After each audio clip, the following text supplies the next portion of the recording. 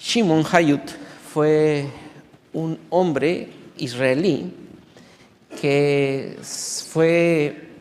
saltó a la fama porque fue descubierto utilizando las redes sociales para timar, para estafar a varias mujeres. Shimon Hayut aseguraba ser un hijo de un gran rico israelí, de un hombre millonario. Así que el modus operandi de este estafador fue hacerle creer a varias mujeres que él era un hombre millonario. A través de las redes sociales exponía su aparente riqueza, pero realmente no tenía todo lo que decía tener.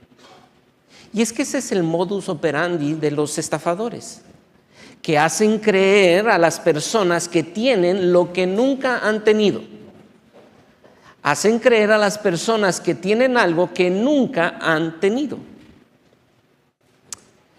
La ley es utilizada muchas veces de maneras incorrectas. Cuando me refiero a la ley, me refiero a la ley de la que acabamos de hablar. Porque muchas personas, esta ley de la que leímos en 1 Timoteo, muchas personas intentan aparentar piedad por el cumplimiento externo de algunas normas que dan apariencia de eso, de piedad, porque cumplen ciertas normas. Pero realmente viven con valores opuestos a la que exigen ellos mismos. Intentan darse baños de pureza por cumplir una apariencia, pero realmente no son piadosos, sino que viven realmente con valores opuestos a la piedad. Y al igual que Shimon Hayut, son estafadores, porque le hacen creer a las personas que viven de manera piadosa cuando realmente no son piadosos. Estafan, porque recuerdas el modus operandi de los estafadores, hacen creer a las personas que tienen lo que nunca han tenido. Y muchas veces la ley es utilizada para hacerle creer a las personas que yo soy piadoso cuando realmente no vivo en piedad. Y el pasaje que nos ocupa esta mañana está conectado en este contexto. Recuerdas que en el versículo 7, si tú me acompañas ahí a 1 Timoteo, por favor, y mantienes tu Biblia abierta, en el capítulo 1, nosotros vimos cómo concluía el párrafo anterior, en el versículo 7, queriendo ser doctores de la ley. ¿Y qué continúa diciendo? Sin entender.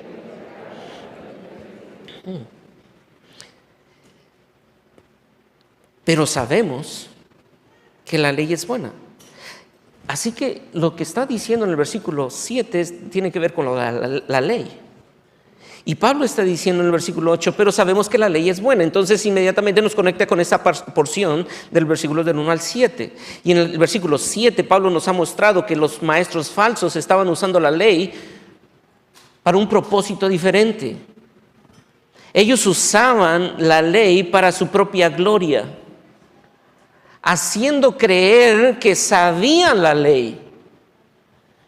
Y no solamente sabían, sino que ellos creían, por lo menos daban la apariencia que conocían la única interpretación correcta de esa ley al ser ¿qué? Doctores de la ley. Al tener esa etiqueta, ellos se están poniendo como, en verdad, los que están por encima de cualquier persona ordinaria, porque ellos son doctores, ellos conocen la interpretación correcta de la ley. Pero realmente la declaración de Pablo en el versículo 7 es categórica, pero lamentablemente ellos, aunque son doctores de la ley, ¿qué? No entendían ni lo que hablan ni lo que afirman. Porque el Dios de este siglo ha cegado el entendimiento de los incrédulos para que no vean lo que revela la ley. La ley tiene un propósito. Pero ellos creían tener algo que realmente no tenían, sino que se oponían a lo que realmente la ley quería darles. Eran estafadores con la ley. Por lo tanto, Pablo quiere demostrarle a sus oyentes que la ley debe usarse para lo cual fue revelada. La ley debe usarse para lo cual fue revelada, con el propósito que Dios tenía al revelar su ley. Pero para eso debemos afirmar que la ley no es mala. Y por eso Pablo quiere dejar claro, y como lo ha argumentado en su carta a los Romanos, en el capítulo 7, 8 y 9, Pablo deja claro, la ley no es mala. Y escribe toda una carta a los de Galacia también para explicarle, la ley no es mala, no es mala. ¿Y cómo lo dice en el versículo 8? Pero sabemos que la ley no es mala, es buena. La ley es buena. ¿Y por qué es buena? Porque fue dada por Dios y debe usarse para lo cual fue revelada. No es mala, sino es todo lo contrario, es buena. Y porque la ley tiene el propósito. ¿Y cuál es el propósito de la ley? Revelarnos algo. Y a lo largo de esta porción del versículo 8 al 11 vamos a ver dos cosas que nos revela. Y hay más cosas que nos revela la ley, pero por lo menos Pablo nos va a dejar en estos versículos del 8 al 11 dos aspectos que nos revela la ley. Y porque la ley nos revela, y en esto vamos a encontrar que lo que nos revela es el Evangelio, y porque la ley nos revela el Evangelio, tú y yo tenemos que conocer la ley. Y porque la ley nos revela el Evangelio, tú y yo debemos conocer esa ley. Y déjame decir qué es la ley para poder entender este concepto y estar en sintonía. La ley, ¿a qué se refiere con la ley? Pablo.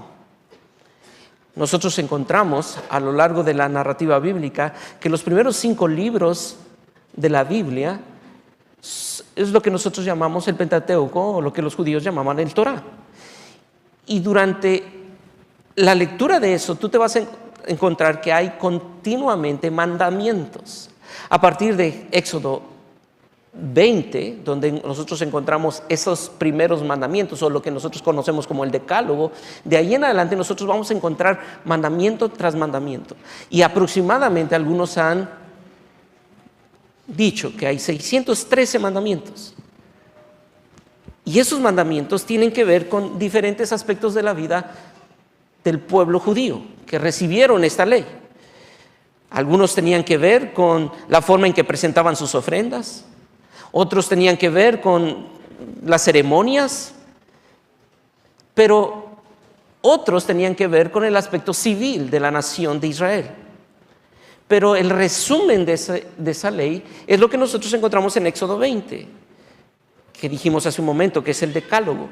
Y ese Decálogo sirvió como la constitución que tenía el pueblo de Israel en su nacimiento. Cuando nació como nación, esta nación recibió la constitución que regiría su forma de vivir.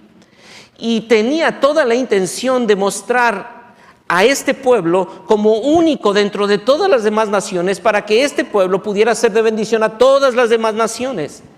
Y todos los demás pueblos vieran cómo se vivía bajo el señorío de un Dios bueno y misericordioso que provee todo lo necesario para su pueblo.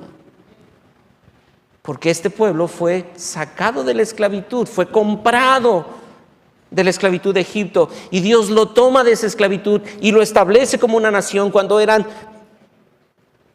malos, rebeldes, no buscaron a Dios, pero Dios quiso llamarles y redimirles y les da su ley.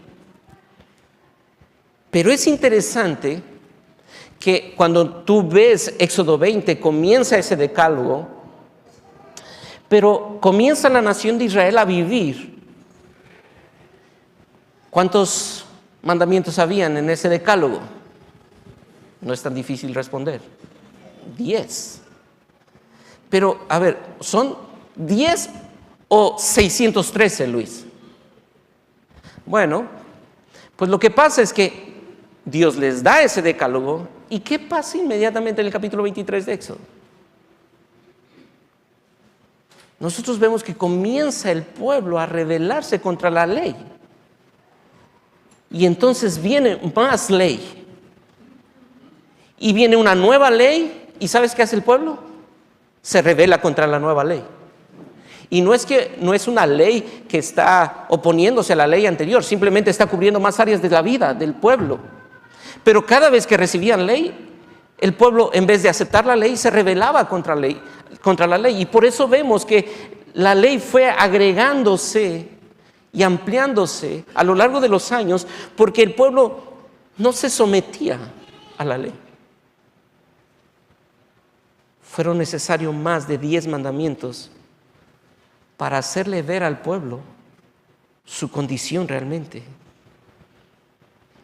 Esa ley revelaba el carácter de Dios, el carácter bueno de Dios, el carácter santo, justo. Pero el hombre, al recibir esa ley, simplemente se rebela contra ella.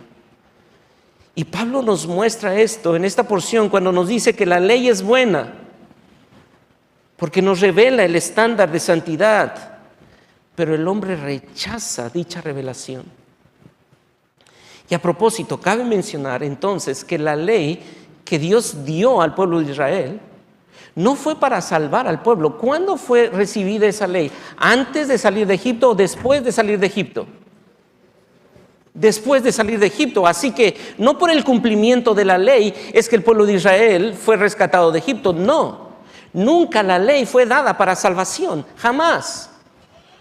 Ese no fue el propósito de la ley. La ley fue revelada para que se expresara la belleza de la santidad de Dios, pero también para que el hombre viera su imposibilidad de obedecerla y su decisión continua de rechazarla. Espero me explique con esto y lo voy a decir nuevamente. La ley no fue revelada para salvar a las personas. La ley fue revelada para mostrar la belleza de la santidad de Dios y a la vez la imposibilidad del hombre en obedecerla, pero también su decisión constante de rechazar dicha ley. Y porque la ley nos revela el Evangelio, tú debes de conocerla. ¿Y por qué es tan importante que conozcamos la ley? ¿Qué propósito tiene que yo conozca la ley? Pues el primer punto es para que tú reconozcas y para que tú y yo reconozcamos nuestra condición de pecado. La ley revela nuestra condición de pecado. Y Pablo presenta del versículo 8 al versículo 10 una lista larga de los transgresores. Aquellos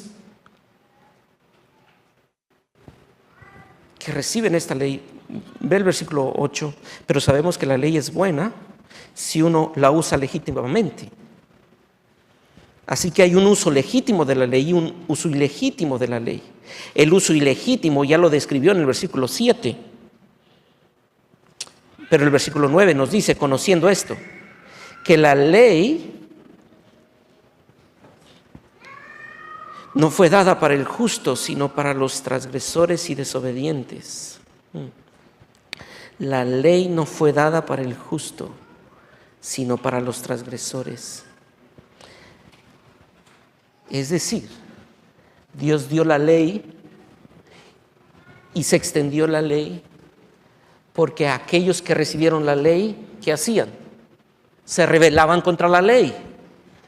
Estos transgresores son aquellas personas contra las cuales Dios dirige su ley y les hace ver, mira tu pecado.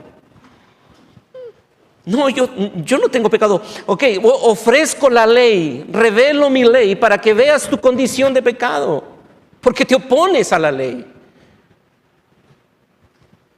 Los cuatro, nosotros vamos a ver esta lista, por lo menos podemos dividirla en 10 aspectos o 10 adjetivos que utiliza el apóstol Pablo. Y varios comentaristas, seguramente ustedes en los grupos pequeños se dieron cuenta de que es referencia directamente al decálogo en varias de esas descripciones que utiliza.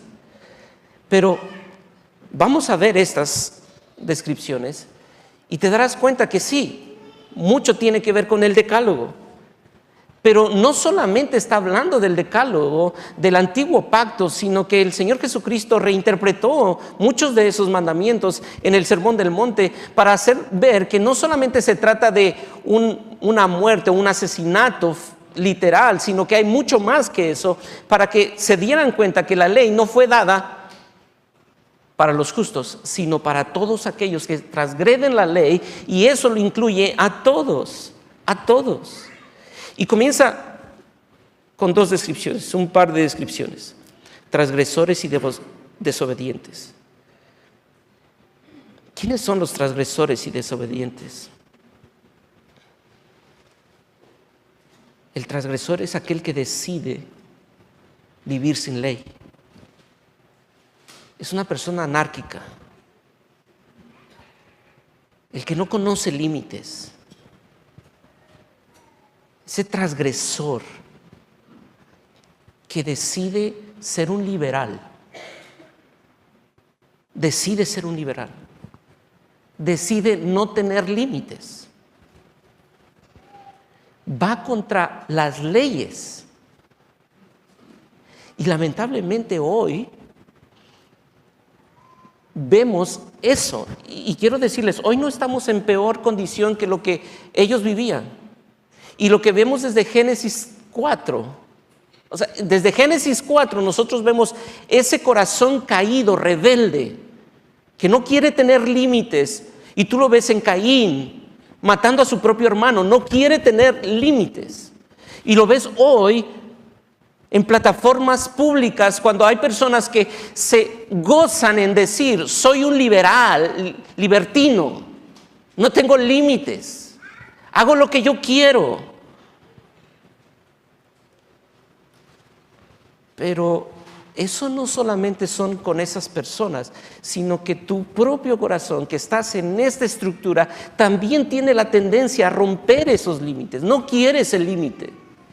Tu corazón y mi corazón no quiere el límite. Pero no solamente transgresores, sino desobedientes. Estos desobedientes tienen una característica, porque los transgresores ni siquiera consideran la ley. Los transgresores se brincan la ley. Pero los desobedientes son aquellos que conocen la ley, pero deciden desobedecer la ley. Conscientes de conocer la ley, buscan la forma de desobedecer la ley. No solamente transgresores y desobedientes, el segundo par de descripciones es impíos y pecadores. No reconocen a Dios, detienen con injusticia su revelación. Ellos viven ignorando la evidencia que anuncia la existencia de Dios. Son impíos porque no reconocen a Dios. Y Pablo lo dice así en Romanos capítulo 1: detienen con injusticia la revelación de Dios. Ellos viven ignorando constantemente la evidencia que grita a sus oídos que Dios existe y que Dios se ha revelado a ellos, pero ellos con injusticia detienen la voz de Dios. Son pecadores e incrédulos, no solamente en su cosmovisión, no solamente son aquellos, como lo dice el salmista, que dicen: no hay Dios. El necio dice en su corazón: no hay Dios. No solamente dice en su pensamiento que no hay Dios, sino en su vida práctica es una vida de impiedad. Quitan a Dios de la ecuación. Y eso me hizo recordar lo que un famoso filósofo, psicólogo, Nietzsche, dijo: Dios está muerto. Quitan de la ecuación a Dios. Abiertamente quitan a Dios. Y sabes, tú ves en el siglo XIX eso, pero ves en el siglo XXI hoy eso. No hay una sola persona en la palestra pública política que esté hablando de Dios. No hay uno solo. Algunos abiertamente dicen, a Dios no lo necesitamos en nuestra nación. Impíos y pecadores, irreverentes y profanos es el tercer par de adjetivos. Las personas impías que ni respetan, pero lo que está haciendo Pablo es mostrar una degradación en esto: transgresores y desobedientes, impíos y pecadores. Y en el tercer par de adjetivos ahora llega a irreverentes y profanos. Estas personas que han sacado a Dios de la ocasión no solamente han decidido desobedecer la ley de Dios, han decidido ocultar la revelación de Dios, sino que ahora, ¿sabes qué intentan hacer con Dios? Y la palabra que utiliza para irreverentes y profanos, específicamente la palabra profano, va más lejos, porque es un vocablo que está emparentado, está unido a una expresión de pisar algo. ¿Sabes qué hacen con el nombre de Dios? Están dispuestos a pisotear el nombre de Dios, porque son profanos, descuidan lo sagrado y pisotean lo sagrado. ¿Y sabes qué han hecho con la palabra de Dios, que es santa, pura? Lo que antes se veía como el valor fundamental de la sociedad, ahora lo han quitado y lo han pisoteado. Las personas con estos adjetivos hacen escarnio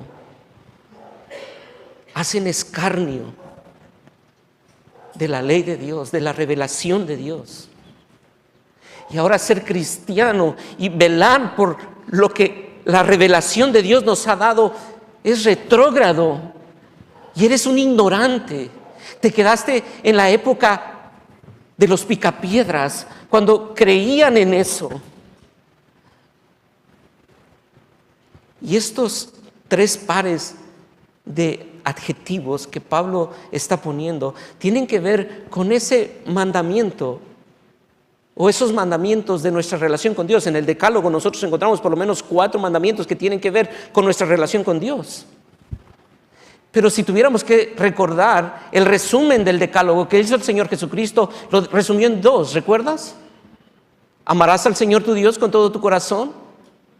Y eso tiene, estos 3 pares de adjetivos, lo que está haciendo es referirnos a eso, a cómo el corazón del hombre se rebela contra Dios. No decide amar a Dios, sino que se rebela contra Dios. Y los siguientes tienen que ver con nuestra relación con ese segundo mandamiento, o la segunda parte de la tabla, o de ese decálogo, que tiene que ver con nuestra relación con otros. Patricidas y matricidas, homicidas, fornicarios, sodomitas, secuestradores, mentirosos y perjuros. ¿A qué se refiere con cada uno de ellos? Patricidas y matricidas. Es evidente que Pablo está teniendo en su mente esa serie del Sermón del Monte, porque ahora entiende que la desobediencia a la ley está presente en las formas más pequeñas. El patricida no solamente es aquel que mata a su papá, o el matricida no solamente es aquel que mata a su mamá, literalmente, sino es aquel que descuida a sus padres, como el Señor Jesucristo reprendió a los fariseos, haciéndoles ver que ellos no estaban cuidando por su justicia aparente, dando hacia la iglesia, dejaban y descuidaban su función como hijos, pensando que se ganaban el favor de Dios por dar hacia las cosas espirituales. Pero Pablo le dice, ¿sabes? Los patricidas y matricidas están incluidos aquí. Y esos patricidas no solamente son los que literalmente matan a padre y madre, sino que son aquellos que desprecian, maltratan, desatienden a sus padres. Los homicidas.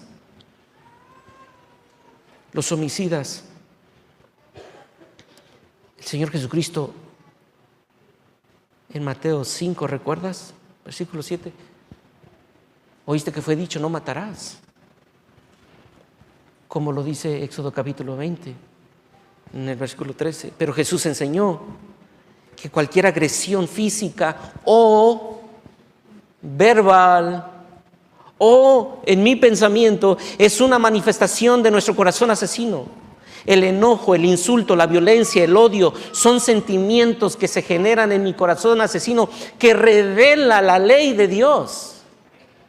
O sea, la ley de Dios me dice no matarás, pero la ley de Dios me dice y me señala que no solamente es tirar de un gatillo, jalar un gatillo, es más que eso. La ley de Dios me dice que yo debo de amar y no maldecir y no tener una agresión, no agredir a alguien, no mantener un odio y un sentimiento que se genera en contra de alguien. Y soy un asesino cuando yo veo que mi corazón produce eso. Fornicarios. La palabra que utiliza Pablo aquí no solamente se limita a los solteros que practican relaciones prematrimoniales, sino que es una palabra que incluye cualquier actividad sexual fuera del diseño divino. Cualquier actividad sexual fuera del diseño divino. Y no solamente actividad, porque el Señor Jesucristo interpretó esto. Oíste que fue dicho, no adulterarás, pero cualquiera que mira a una mujer va más allá que una actividad sexual, va y llega al corazón y les dice, es que es tu pensamiento de lujuria, son realmente una violación a la ley moral de Dios, sodomitas. Es interesante que esta palabra solamente aparece aquí, la palabra sodomita, y en 1 Corintios capítulo 6, versículo 9. Y es una palabra en griego, arsenokoites, que tiene que ver con hombre y cama, donde está hablando específicamente de un hombre que nosotros encontramos la actividad de ese hombre. En Romanos capítulo 1, cambian el uso natural y van en contra de su naturaleza. Es una clara referencia a la homosexualidad masculina. Y dice Pablo en Romanos 1:27, hechos vergonzosos, porque tienen relaciones hombres con hombres, varones con varones, dejando el uso natural.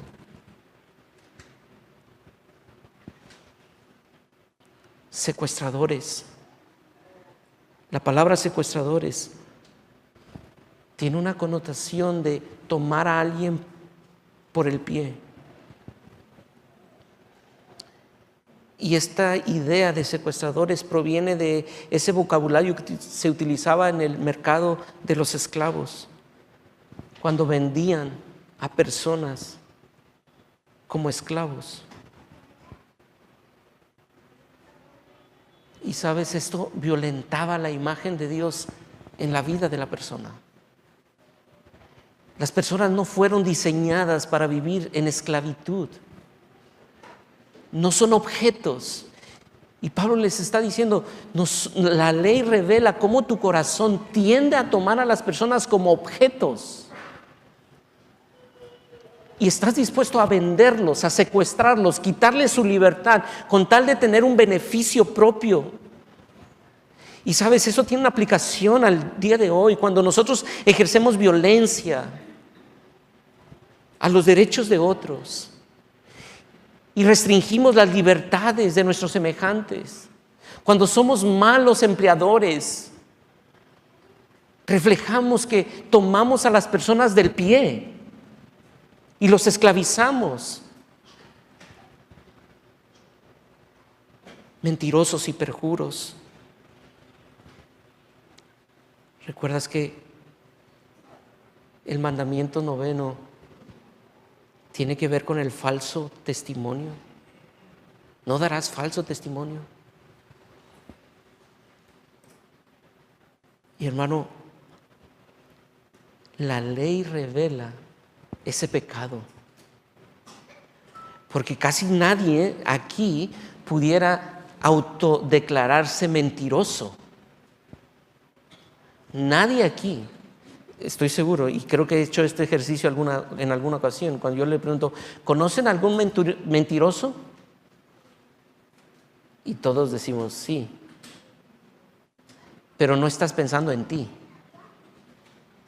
Estás pensando en alguien más.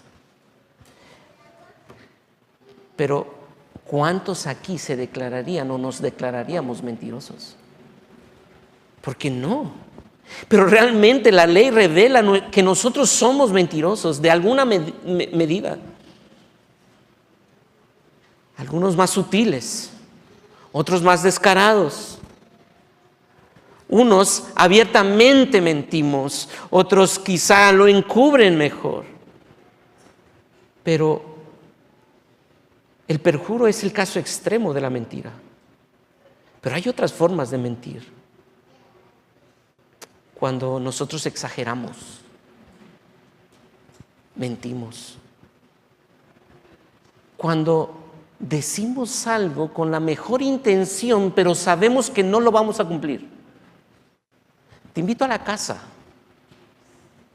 Sí, claro, ¿cuándo? Mañana. Yo creo que sí. Te aviso. Sabes que no vas a ir, porque sabes que no puedes ir. Pero engañas a la persona haciéndole creer que puedes hacer algo que no puedes hacer. Mentirosos, perjuros. Ahora, hemos llegado a esta noveno adjetivo. Y quiero decir que esta lista no es una lista exhaustiva de todos los pecados que revela la ley de Dios. Simplemente está enunciando algunos pecados, porque pudiera describir 613 violaciones a la ley, pero no lo hace, solamente enuncia algunas. Pero llega la 10ª y Pablo dice, y los que se oponen a la sana doctrina, no solamente a estos que son descritos con estos adjetivos, sino todos aquellos que se oponen a la sana doctrina. La ley revela no solamente esos pecados en acciones, sino que realmente lo que está de fondo que te lleva a actuar de esta forma es una revelación ¿a qué? A la sana doctrina. El problema real es que te opones a la ley de Dios. La sana doctrina es la ley de Dios, es la doctrina, lo que la ley enseña. ¿Y sabes qué hacen? Se oponen. Porque la ley de Dios no solamente son reglas, sino que la ley de Dios sí revela tu pecado, pero te lleva a un punto, como lo veremos en un momento. Y esto es importante señalarlo, porque la sana doctrina no solamente te enseña a vivir de una manera ortodoxa, a tener cierto comportamiento de apariencia moral, piadosa. Yo estoy seguro que si alguien viene aquí y se para aquí, nadie estaría diciendo, ahí está, mire, allá está el mentiroso, allá está el fornicario, mira, allá está el blasfemo. Nadie aquí tiene esa apariencia. Realmente, se lo estoy diciendo honestamente, nadie aquí tiene esa apariencia. Porque sabemos comportarnos. Pero de eso no se trata la sana doctrina solamente. ¿De qué se trata la sana doctrina? La sana doctrina no solamente informa tu mente, sino transforma tu corazón. Produce una sanidad moral y espiritual, una transformación real que cada día se revela más y más la imagen de Cristo en ti. Cuando tú no te opones a la sana doctrina, sino que aceptas la sana doctrina, la vida de Cristo se va impregnando en ti. De eso se trata la sana doctrina. No es una enseñanza moralista superficial, sino es una enseñanza que transforma la vida de la persona de gloria en gloria, en la misma imagen como por el Espíritu, como lo dice Pablo a los Corintios en capítulo 3 y 4. Así que oponerse a esa doctrina es oponerse al único medio dado por Dios para nuestra santificación. Y me llama la atención que Pablo utiliza una forma muy única de Pablo para usar el lenguaje y un vocabulario muy interesante. Quisiera que me acompañaras al versículo 8, antes de llegar a la última parte del versículo 10. Pero sabemos que la ley es buena si uno la usa legítimamente, conociendo esto, que la ley no fue dada ¿qué? No fue dada para el justo, sino para los transgresores. Pablo utiliza aquí que la ley fue puesta, fue dada, y utiliza una palabra, keitai. Fue dada, fue puesta, no para los justos, sino para los transgresores. Pero al final de su argumento de esta sección, en el versículo 10, ahora añade, y dice el versículo 10, y para cuanto se oponga a la sana doctrina. La ley no fue dada para el justo, sino para los transgresores, keitai. Y toda esta ley se revela también para aquellos que se oponen a la sana doctrina y utiliza antiketai. ¿Recuerdas para qué usaban la ley ellos? Utilizaban la ley para sentirse grandes. La ley no fue dada para aquellos que se sienten grandes. Para ti no fue dada esa ley. Porque si tú usas esa ley para eso, esa ley se va a revelar contra ti. Tú usabas la ley pensando que fue dada para ti, justo, pero realmente no fue dada para ti, justo. Esa ley se va a levantar contra ti y te va a aplastar y va a venir contra ti. Te va a juzgar.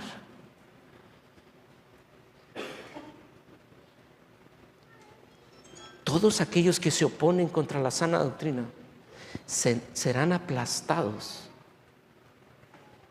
por la misma ley. Pero la ley no tenía ese fin de aplastarles, tenía la intención de revelarles su pecado. Pero si tú te crees justo, esa ley te aplastará. Así que permítame hacer algunas aplicaciones. La ley es buena. La ley es buena porque revela nuestro pecado y la necesidad de un Salvador. Y es como el Señor Jesucristo lo dijo en Marcos capítulo 2, versículo 16. Yo no he venido por los que se creen sanos. Porque los que están sanos no tienen necesidad de médico, sino ¿quiénes? Los que están enfermos. No he venido a llamar a justos. Porque la ley no fue dada ¿Para quién fue dada? Para ti, para mí. Yo necesito la ley. La ley es buena y yo la necesito día a día para que revele mi corazón. Y nunca me crea que soy algo que no soy, porque si no me convierto en un estafador. Yo necesito la ley. Yo quiero pedirte que consideres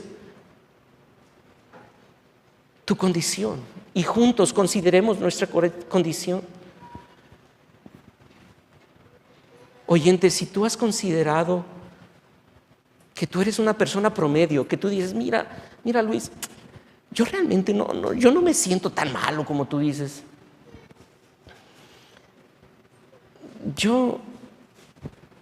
La verdad, yo al ver a los demás, yo digo, no hombre, yo estoy en otro nivel, pobrecitos esos pecadores. Porque yo soy un pecador estándar, o sea, pues sí, como todos. Es más, yo soy mejor que muchos de estos hermanitos que aquí están. Porque realmente yo conozco a cada uno, a un hombre, y si yo te contara de algunos que yo sé. Yo de hecho doy más que otros. O sea, la iglesia, si tú supieras lo que yo doy a esta iglesia.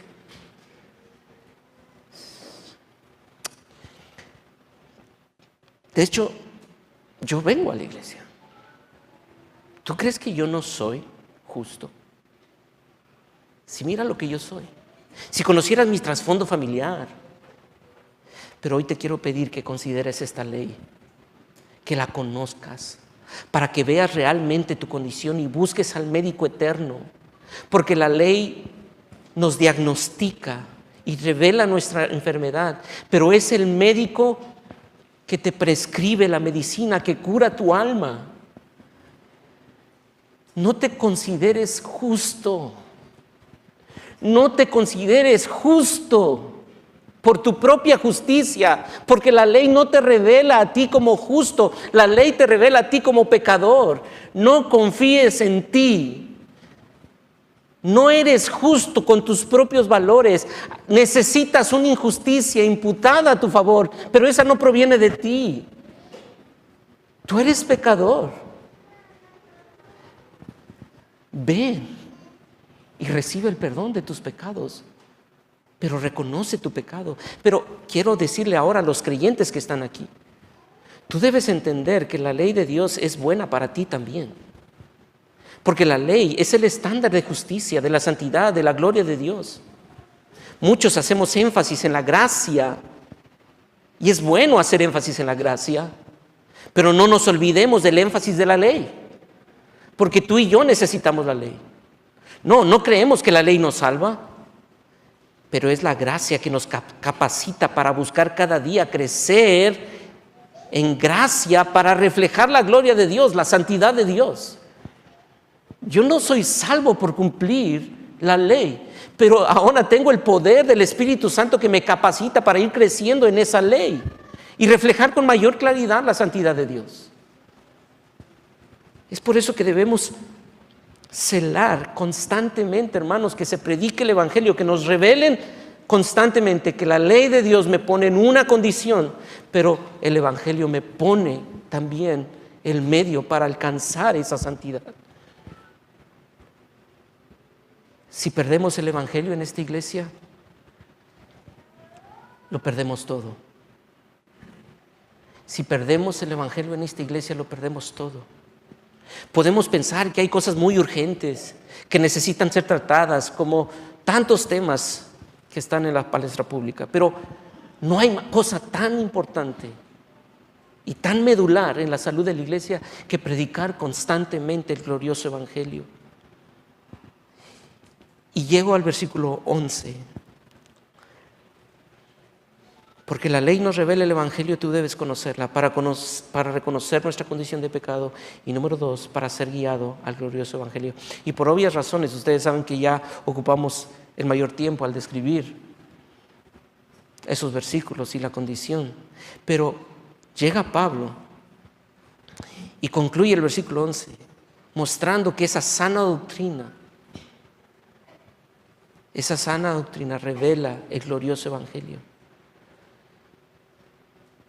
La ley revela que el hombre no puede guardar ni cumplir esa ley. No puede llegar a ese estándar de santidad de Dios. Y eso revela su perdición. Pero allí explota lo que Pablo dice en el versículo 11. Según el glorioso Evangelio del Dios bendito que a mí me ha sido encomendado. Y me imagino allí Pablo mientras está escribiendo y veo cómo, intento ver cómo su corazón al describir eso dice el glorioso Evangelio. No dice el Evangelio, dice el glorioso Evangelio del Dios bendito.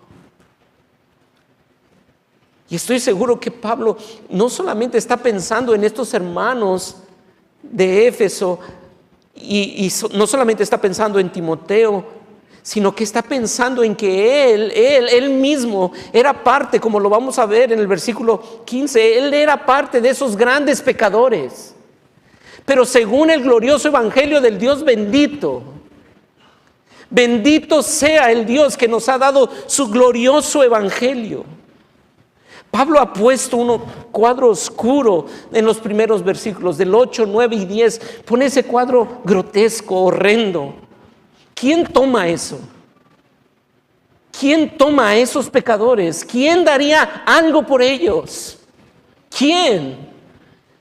¿Quién estaría dispuesto a tomar a uno de esos para llevarlos a su casa y hacerlo parte de su familia? Nadie en sus 5 sentidos. Oh, pero hay un glorioso evangelio. Hay un glorioso evangelio que toma a estos y los hace suyos. Y por eso es glorioso. Glorioso evangelio. Antes de venir a Cristo estábamos ante la ley como condenados, objetos de su ira, esclavos al pecado. Había un amo que nos subyugaba y ponía día tras día su pie sobre nosotros y nos arrastraba. Pero llegó el día del glorioso evangelio, donde nuestros ojos fueron abiertos por la iluminación del Espíritu. Y de ser culpables, fuimos redimidos. Oh, bendita iluminación del Espíritu que nos permitió ver a Cristo como aquel que ha guardado la ley divina perfectamente. Y ahora vemos en Él al justo, al verdadero justo. Y en respuesta al ver al justo, decimos: yo necesito a Cristo. Yo necesito a Cristo. Soy tan pecador que no puedo caminar sin Cristo. Soy tan miserable que no puedo dar un paso sin Él. La ley no me salva, pero la ley me ha llevado al punto de ver a Cristo y Él me salva. No, la ley no me salva, pero ha sido el ayo que ha tomado mi mano y me ha dicho: mira lo miserable que eres, pero ve al justo, al verdadero justo. Martín Lutero describió la ley como un martillo que quiebra al hipócrita, al orgulloso y al obstinado. Y él mismo se preguntaba: ¿cuál es el propósito de esta humillación? ¿Mayugarla? ¿Golpearla? Y a lo que tú y yo podemos responder: no. No, el propósito de esa humillación no es solamente humillarnos y mayugarnos, sino revelarnos la gracia del glorioso evangelio. Ese es el propósito de la ley. ¡Bendita ley! ¡Bendita ley!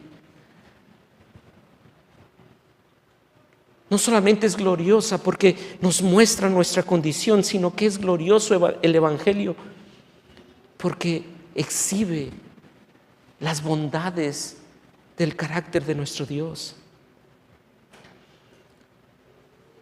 Son innumerables, incontables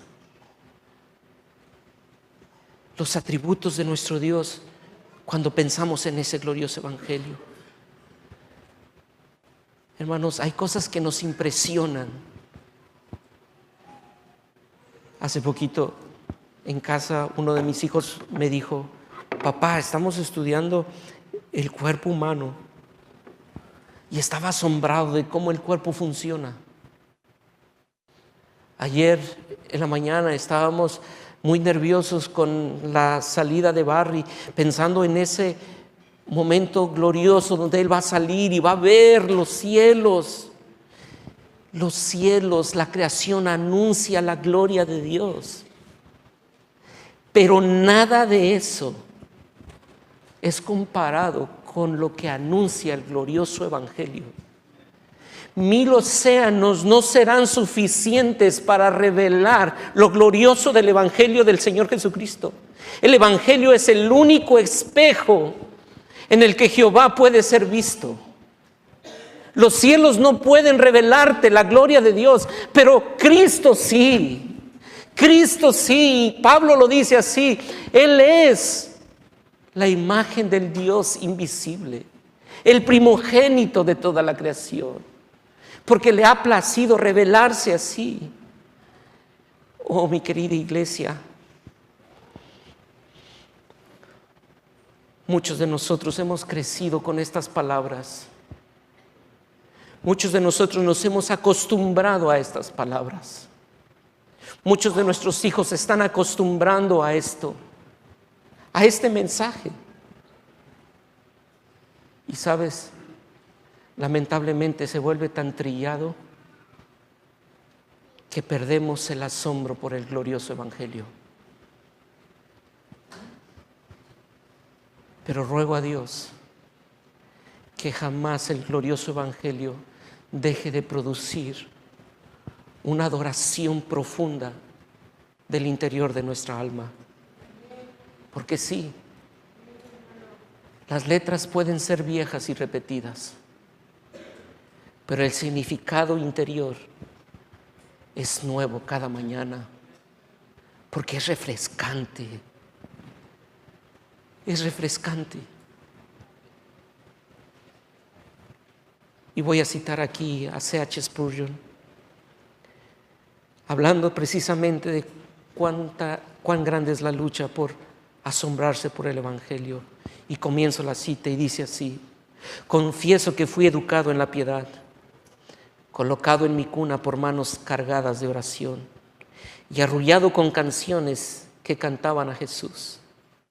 Pero después de haber oído el evangelio continuamente, línea sobre línea, mandato sobre mandato, un poquito allá, otro poquito allá, sin embargo, cuando la palabra del Señor me llegó con poder, fue tan nueva como si yo hubiera vivido entre las tribus remotas de África Central y nunca hubiera oído la noticia de la fuente limpiadora llena con la sangre que fluye de las venas de nuestro Salvador. El evangelio en su espíritu y poder siempre lleva el rocío de su juventud. Brilla con la frescura de la mañana. Su fuerza y su gloria permanecen para siempre. Termino la cita. Oh, mi querido oyente, si alguna vez has tenido esa culpa, si te has sentido cargado por tu pecado, si has mirado hoy el Espíritu Santo ha llegado y ha hecho una introspección en tu corazón y te has sentido desilusionado contigo mismo, hoy te quiero decir que la voz de Cristo sigue resonando y te dice: venid a mí, que yo te haré descansar.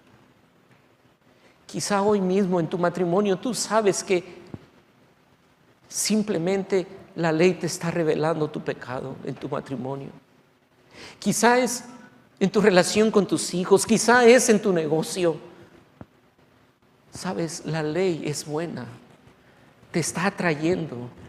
Ven y descansa en Él. Descansa en Él. Termino diciendo lo siguiente: cada cristiano viene de un hecho de saber que somos pecadores, porque la ley así lo revela. Pero quiero decirte que nunca la ley es motor para obedecer a Dios. Y Pablo termina diciendo: un evangelio que me ha sido encomendado. ¿Qué es lo que motiva a Pablo a ir y proclamar ese glorioso evangelio? No es la ley, es ese glorioso evangelio. No es tu culpa lo que te va a llevar a obedecer a Dios, es ver la gloria de Dios en ese glorioso evangelio. Y porque la ley nos revela el evangelio, tú debes conocerla para reconocer nuestra condición de pecado y para ser guiado a ese glorioso evangelio. Bendito Dios, quieras tú obrar en nuestras vidas para seguir revelándonos tu glorioso evangelio. La verdad es que es tan fácil para nosotros olvidarnos lo que hoy somos por ese glorioso evangelio. Muchas veces nos sentimos menores o sentimos que nuestra valía se ve afectada porque no cumplimos expectativas de esta sociedad, porque nuestros hijos no hacen tal o cual cosa, porque nuestros recursos no son tantos, porque el ministerio no es lo que uno esperaba, porque las personas no elogian y no valoran lo que uno hace,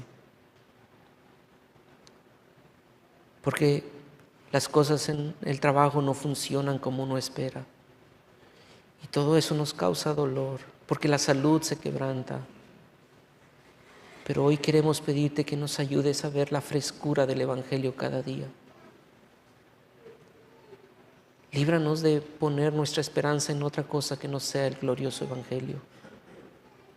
Ayúdanos, buen Dios. Ayúdanos a ver el glorioso evangelio día tras día, momento tras momento. Y que sea ese glorioso evangelio lo que nos motive a obedecerte. No buscamos obedecerte para encontrar un favor. Deseamos obedecerte porque ya hemos encontrado ese gran favor. Permítenos cada día asombrarnos por ese glorioso evangelio.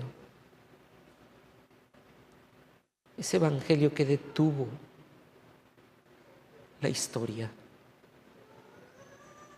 y que cambió la historia. Y que el mundo, consciente o inconsciente, todo el mundo, consciente o inconsciente, sabe que tú eres el antes y el después. Ayúdanos a nosotros a ser conscientes de eso, no como un evento histórico, sino como el evangelio que ha transformado nuestras vidas.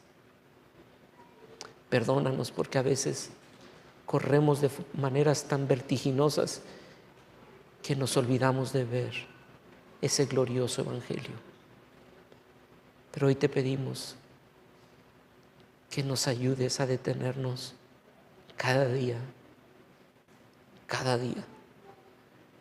cada momento, y predicarnos ese glorioso evangelio del Dios bendito.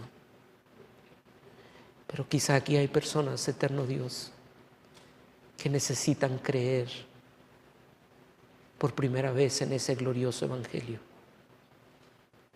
Quizá han sido incomodados por la ley y que les ha hecho sentir el peso del pecado. Quizás son nuestros propios hijos. Señor, abre sus ojos para que vean cuán glorioso es tu evangelio y crean en ti. Porque te lo pedimos en Cristo Jesús. Amén. Amén. Si tú fuiste convencido y necesitas escuchar a alguien o necesitas ser guiado, te pido que busques a alguno de los líderes de esta iglesia, o en la salida están pastores, sabemos hermanos líderes que te podemos ayudar. Busca el consejo. Cantamos.